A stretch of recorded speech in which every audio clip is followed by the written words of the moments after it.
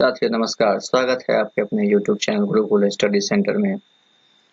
कल के क्लास को आगे बढ़ाते हुए कल हम 50 तक के प्रश्नों को हल कर चुके थे। आज हम 51 नंबर से प्रश्नों को हल करेंगे। आज का हमारा पहला प्रश्न है प्रश्न संख्या 51 कि बक्सर के युद्ध के समय मुगल बादशाह कौन था। बक्सर के युद्ध के समय मुगल बादशाह कौन था। ऑप्शन है शुजा-उद-दौला, ऑप्शन बी है मीर जाफर, ऑप्शन सी है मीर कासिम, ऑप्शन डी है शाह आलम द्वितीय। तो प्रश्न संख्या 51 का हमारा राइट आंसर जो हो जाएगा वो विकल्प संख्या डी हो जाएगा, यानी कि शाह आलम द्वितीय। बक्सर के युद्ध के समय मुगल बादशाह जो था वह शाह आलम द्वितीय था। अगला प्रश्न है किस समझौता के बाद अंग्रेजों को बंगाल, बिहार और उड़ीसा की दीवानी मिली थी। ऑप्शन ए है सहायक संधि, ऑप्शन बी है 1765 की इलाहाबाद की संधि, ऑप्शन डी सी है 1802 के बेसिन की संधि, ऑप्शन डी इनमें से कोई नहीं। इसका राइट आंसर हो जाएगा 1765 के इलाहाबाद की संधि।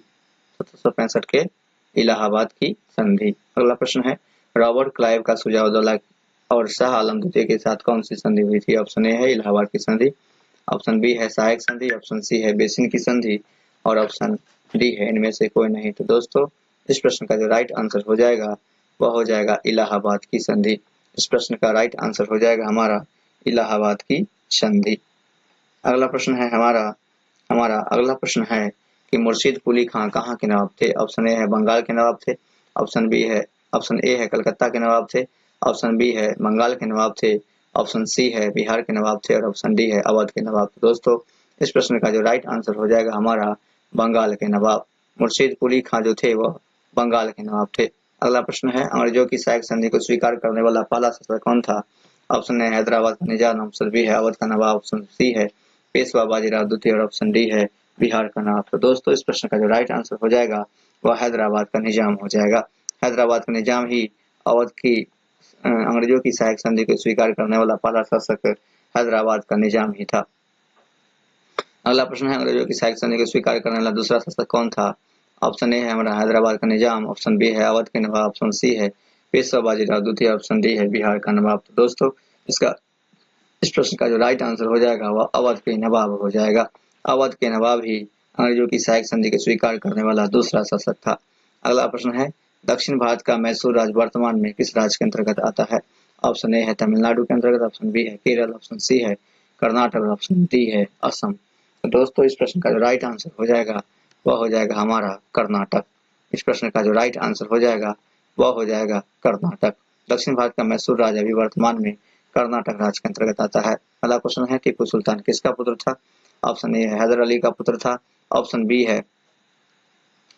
ए है अली वर्दी खां का पुत्र था, ऑप्शन बी है हैदर अली का पुत्र था, ऑप्शन सी है मीर कासिम का पुत्र था या ऑप्शन डी इनमें से कोई नहीं। तो दोस्तों टीपू सुल्तान जो था वह हैदर अली का पुत्र था। इस प्रश्न का जो राइट आंसर हो जाएगा टीपू सुल्तान हैदर अली का पुत्र था। अगला क्वेश्चन मैसूर का शासक कौन था। ऑप्शन है टीपू सुल्तान, ऑप्शन बी है बाजीराव द्वितीय, ऑप्शन सी है मीर जाफर, ऑप्शन डी है इनमें से कोई नहीं। तो दोस्तों मैसूर का शासक था वह टीपू सुल्तान था और इसे शेर ए मैसूर भी कहा जाता है। टीपू सुल्तान को शेर ए मैसूर कहा जाता है ना। इन्होंने जैकोबिन क्लब की भी स्थापना की थी और स्वतंत्रता का प्रतीक चिन्ह वृक्ष लगवाया था। स्वतंत्रता का प्रतीक चिन्ह वृक्ष जो है वह टीपू सुल्तान ने ही लगवाया था। अगला है टीपू सुल्तान की अंग्रेजों से आखिरी लड़ाई कब और कहाँ लड़ी गई थी। ऑप्शन ए है 1799 में श्रीरंगी, 1800 ईस्वी में मैसूर में, ऑप्शन सी है 1798 में कलकत्ता में और ऑप्शन डी है इनमें से कोई नहीं। तो दोस्तों इस प्रश्न का जो राइट आंसर हो जाएगा वह 1799 ईस्वी के श्रीरंगपट्टनम में इसका राइट आंसर हो जाएगा। टीपू सुल्तान की अंग्रेजों से आखिरी लड़ाई जो हुई थी वह 1799 ईस्वी में श्रीरंगपट्टनम में हुई थी। अगला प्रश्न है टीपू सुल्तान कब मारा गया था। ऑप्शन है 1800 ईस्वी में, ऑप्शन बी है 4 मई 1799 ईस्वी, ऑप्शन सी है 1600 ईस्वी, ऑप्शन डी है 1575 ईस्वी। दोस्तों इस प्रश्न का जो राइट आंसर हो जाएगा वो विकल्प संख्या बी हो जाएगा, यानी कि 4 मई 1799 ईस्वी में। 4 मई 1799 ईस्वी में टीपू सुल्तान जो है वह मारा गया था। अगला है टीपू सुल्तान राजगद्दी कब संभाली। ऑप्शन है 1800 ईस्वी में, ऑप्शन बी है 1799 ईस्वी में, ऑप्शन सी है 1600 ईस्वी में, ऑप्शन डी है 1782 ईस्वी में। तो टीपू सुल्तान जो राजगद्दी संभाली थी वह 1782 ईस्वी में संभाली थी। 1782 ईस्वी में ही टीपू सुल्तान जो है वह राजगद्दी संभाली थी। प्रश्न संख्या 62 का राइट आंसर हो जाएगा 1782 ईस्वी। अगला प्रश्न है शेर ए मैसूर किसे कहा जाता है। शेर ए मैसूर किसे कहा जाता है तो टीपू सुल्तान को। इस प्रश्न का जो राइट आंसर हो जाएगा वह टीपू सुल्तान हो जाएगा। इस प्रश्न को पहले हम लोग बता चुके हैं। अगला प्रश्न है पानीपत की तीसरी लड़ाई कब हुई? ऑप्शन ए है 21 अप्रैल 1526 ईस्वी, ऑप्शन बी है 5 नवंबर 1556 ईस्वी, ऑप्शन सी है 14 जनवरी 1761, ऑप्शन डी इनमें से कोई नहीं। दोस्तों इसका राइट आंसर हो जाएगा 14 जनवरी 1761 ईस्वी। 14 जनवरी 1761 को ईस्वी को पानीपत की तीसरी लड़ाई हुई थी। दोस्तों पानीपत की प्रथम लड़ाई हुई थी 21 अप्रैल 1526 को और पानीपत की दूसरी लड़ाई हुई थी 5 नवंबर 1556 ईस्वी को। अगला प्रश्न है पानीपत की तीसरी लड़ाई किसके बीच हुई थी? ऑप्शन ए है सदाशिव भाऊ और अहमद शाह अब्दाली के बीच, ऑप्शन बी है बाबर इब्राहिम लोधी के बीच, ऑप्शन सी है अकबर हेमू के बीच और ऑप्शन डी है इनमें से कोई नहीं। तो दोस्तों इस प्रश्न का जो राइट आंसर हो जाएगा वह सदाशिव भाऊ और अहमद शाह अब्दाली के बीच हो जाएगा। इस प्रश्न का जो राइट आंसर हो जाएगा वह सदाशिव भाऊ और अहमद शाह अब्दाली के बीच हो जाएगा। दोस्तों पानीपत का जो तीसरी लड़ाई हो जाएगा वह सदाशिव भाऊ और अहमद शाह अब्दाली के बीच हो जाएगा। अगला प्रश्न है पानीपत की तीसरी लड़ाई में कौन विजय हुआ था? पानीपत की तीसरी लड़ाई में कौन विजय हुआ था? ऑप्शन ए है अहमद शाह अब्दाली, ऑप्शन बी है सदाशिव भाऊ, ऑप्शन बी है हेमू और ऑप्शन डी है अकबर। तो दोस्तों इस प्रश्न का जो राइट आंसर हो जाएगा, इस प्रश्न का राइट आंसर जो हो जाएगा वह हो जाएगा अहमद शाह अब्दाली। अहमद शाह अब्दाली ही पानीपत की तीसरी लड़ाई में विजय हुआ था और सदाशिव भाऊ जो है वह हार गए थे। अगला क्वेश्चन है ईस्ट इंडिया कंपनी के विलय नीति के तहत कौन से राज्य का विलय कंपनी के अधीन किया गया? ऑप्शन ए है सतारा और सबलपुर, ऑप्शन बी है उदयपुर और नागपुर, ऑप्शन सी है नागपुर और झांसी, ऑप्शन डी है उपयुक्त सभी। तो दोस्तों इस क्वेश्चन का जो राइट आंसर हो जाएगा वह उपयुक्त सभी हो जाएगा। इस प्रश्न का राइट आंसर हो जाएगा उपयुक्त सभी। अगला क्वेश्चन राज्य हड़प नीति किसने लागू की थी? ऑप्शन है लॉर्ड डलहौजी ने, ऑप्शन बी है लॉर्ड कैनिंग ने, ऑप्शन सी है लॉर्ड मेयो ने, ऑप्शन बी डी है विलियम टेलर थे। तो दोस्तों इस प्रश्न का जो राइट आंसर हो जाएगा वह लॉर्ड डलहौजी हो जाएगा। वह लॉर्ड डलहौजी हो जाएगा क्योंकि राज्य हड़प नीति जो है वह लॉर्ड डलहौजी लेकर ही आया था। लॉर्ड डलहौजी ही राज्य हड़प नीति लेके आया था। इसके तहत कोई राजा को अगर संतान नहीं है तो वह राज्य अंग्रेज जो है वह हड़प लिया करते थे। ईस्ट इंडिया कंपनी की सफलता के क्या कारण थे? ऑप्शन है भारतीय राजाओं के आपसी तालमेल के अभाव, ऑप्शन बी है एकता का अभाव, ऑप्शन सी है भारतीय सेना के मुकाबले कंपनी की सेना के पास बेहतर तोपें और बंदूकें थी, ऑप्शन डी है उपयुक्त सभी। तो दोस्तों इस प्रश्न का जो राइट आंसर हो जाएगा वो उपयुक्त सभी हो जाएगा।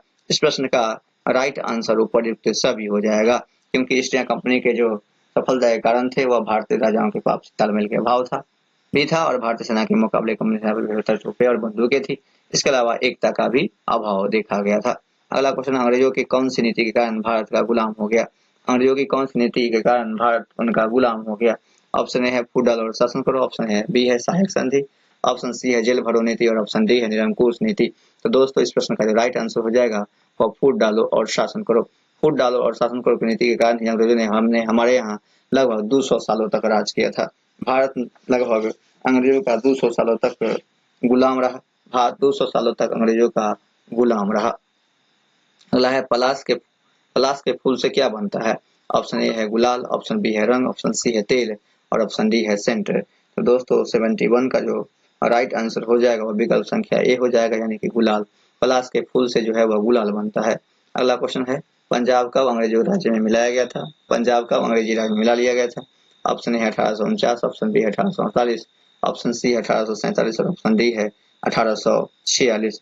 तो दोस्तों इस प्रश्न का जो राइट आंसर हो जाएगा वो विकल्प संख्या ए हो जाएगा। विकल्प संख्या ए यानी कि 1849 हो जाएगा। पंजाब अंग्रेजी राज्य में मिलाया गया था 1849 ईस्वी में। अगला क्वेश्चन है सिराजुद्दौला कब नवाब बने? ऑप्शन ए है 1755, 1756, 1777, 1779। 73 का जो हमारा राइट आंसर हो जाएगा वो विकल्प संख्या बी हो जाएगा यानी कि 1756 ईस्वी में। 1756 ईस्वी में सिराजुद्दौला जो है वह नवाब बने थे। अगला है बंगाल में पहली फैक्ट्री किस नदी किनारे खोली गई थी? बंगाल में पहली फैक्ट्री किस नदी किनारे खोली गई थी? ऑप्शन ए है हुगली, ऑप्शन बी है ब्रह्मपुत्र, ऑप्शन सी है गंगा, ऑप्शन डी है गंडक। तो दोस्तों इस प्रश्न का जो राइट आंसर हो जाएगा वह हुगली नदी हो जाएगा। वह हुगली नदी हो जाएगा यानी कि बंगाल में पहली फैक्ट्री जो है अंग्रेजों ने खोली थी और वह हुगली नदी के किनारे खोली थी। कंपनी को बिना शुल्क चुकाए व्यापार की अनुमति किसने दी? ऑप्शन ए है औरंगजेब ने, ऑप्शन बी है बाबर ने, ऑप्शन सी है अकबर ने, ऑप्शन डी है शाह आलम द्वितीय ने। तो आंसर हो जाएगा इसका औरंगजेब ने।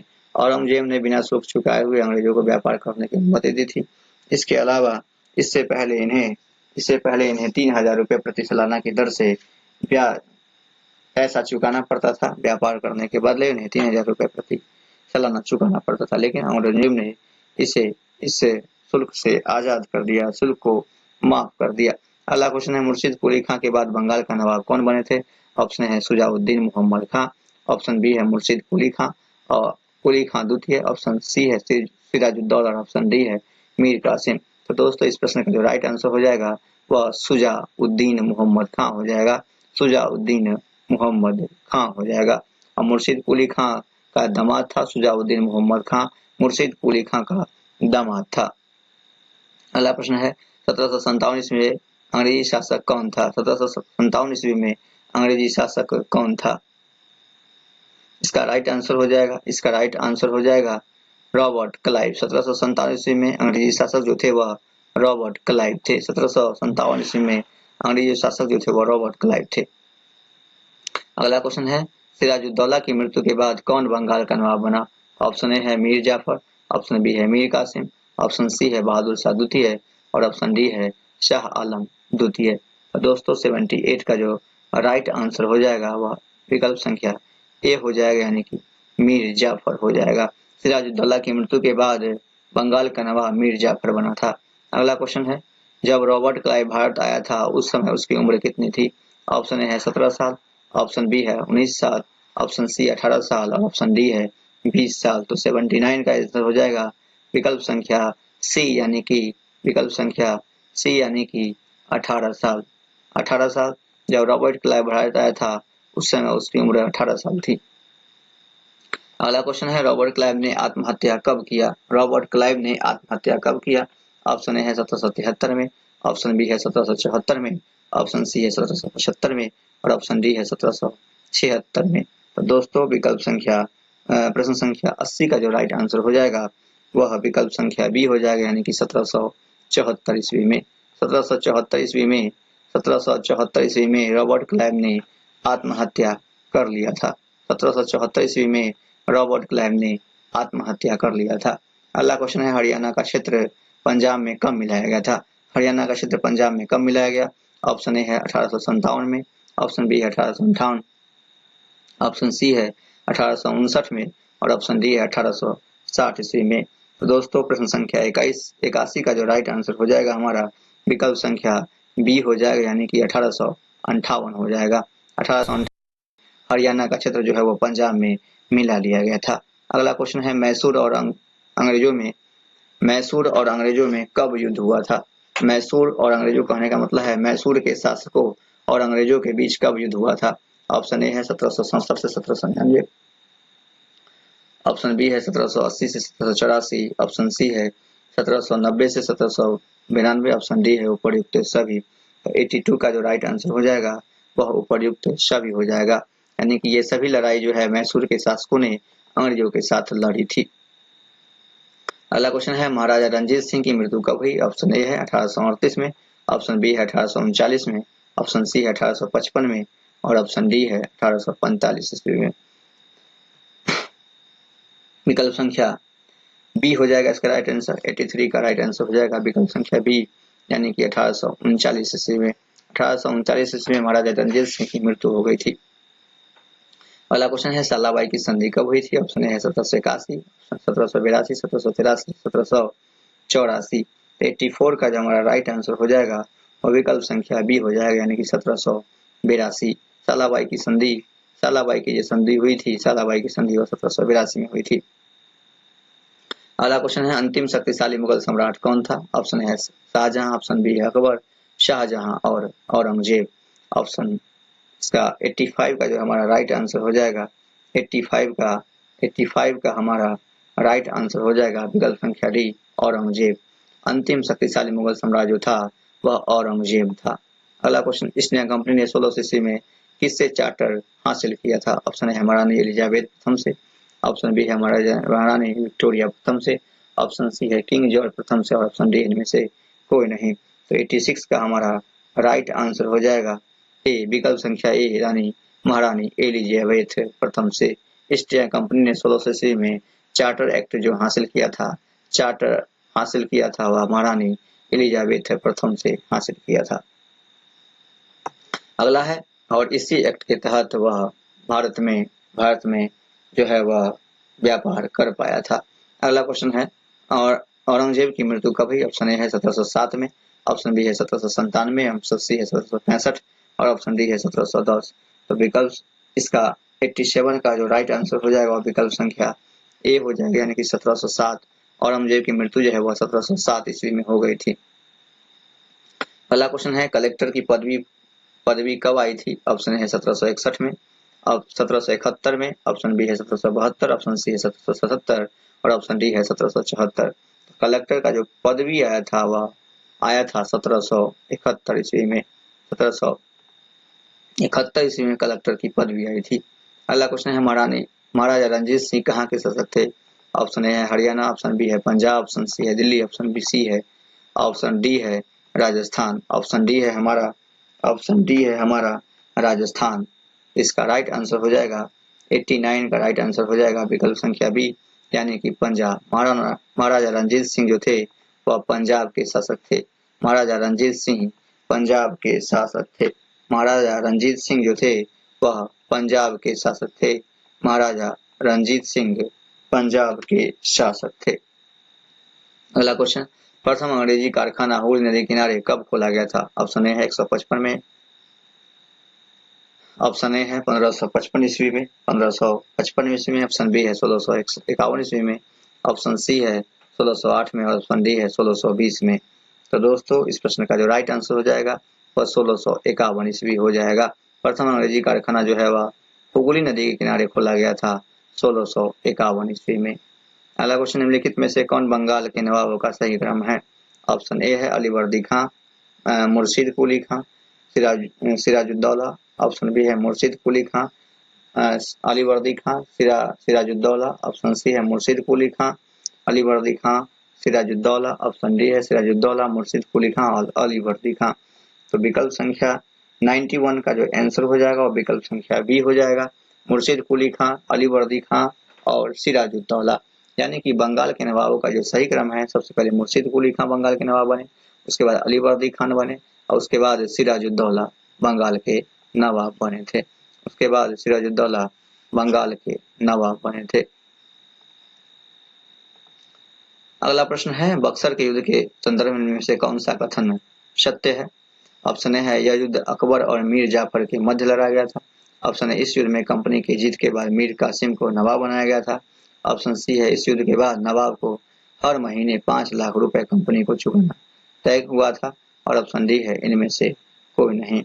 विकल्प संख्या 92 का प्रश्न संख्या 92 का जो राइट आंसर हो जाएगा वो विकल्प संख्या सी हो जाएगा। इस युद्ध के बाद नवाब को हर महीने 5 लाख रुपए कंपनी को चुकाना तय हुआ था। बक्सर के युद्ध के संदर्भ में यही कथन जो सत्य है, यही कथन सत्य है, बाकी सभी कथन असत्य है।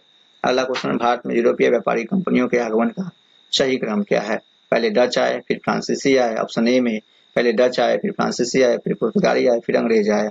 ऑप्शन बी में पुर्तगाली आए, फिर अंग्रेज आए, फिर अंग्रेज आए और फिर डच आए। ऑप्शन सी है अंग्रेज आए, फिर पुर्तगाली आए, फिर डच आए, फिर फ्रांसीसी आए। ऑप्शन डी है पहले पुर्तगाली आए, फिर डच आए, फिर अंग्रेज आए और फिर फ्रांसीसी आए। 93 का जो राइट आंसर हो जाएगा और विकल्प संख्या डी हो जाएगा, यानी कि सबसे पहले पुर्तगाली आए जिसमें वास्को डी गामा भारत पहुंचा था कालीकट बंदरगाह पर, जहां पर जमोरिन में उसका भव्य स्वागत किया था। राजा जमोरिन में उसका भव्य स्वागत किया था। तो विकल्प संख्या 93 का राइट आंसर हो जाएगा पुर्तगाल, डच, अंग्रेज और फ्रांसीसी। पहले पुर्तगाली आए, फिर डच आए, फिर अंग्रेज आए, फिर फ्रांसीसी आए थे। अगला क्वेश्चन है, निम्नलिखित में से कौन कित्तूर वर्तमान कर्नाटक में अंग्रेज विरोधी आंदोलन का नेतृत्व से संबंधित है? ऑप्शन है रानी चेन्नम्मा, ऑप्शन बी है अड़यन्ना, ऑप्शन सी है विकल्प ए और बी दोनों, ऑप्शन डी है टीपू सुल्तान। तो दोस्तों इस प्रश्न का जो राइट आंसर हो जाएगा वो विकल्प संख्या सी हो जाएगा, यानी कि रानी चेन्नम्मा और रायन्ना दोनों। रानी चेन्नम्मा और रायन्ना दोनों इस प्रश्न का राइट आंसर हो जाएगा। कित्तूर जो वर्तमान कर्नाटक में है, अंग्रेजी विरोधी आंदोलन का नेतृत्व जो है वह रानी चेन्नम्मा ने किया था कित्तूर से और रायन्ना ने भी किया था। तो आज के लिए बस इतना ही। Thank you for watching this video. अगले दिन हम लोग पार्ट 3 पढ़ेंगे, ग्रामीण जीवन और समाज जीवन। Please like, share and subscribe our channel. Thank you for watching.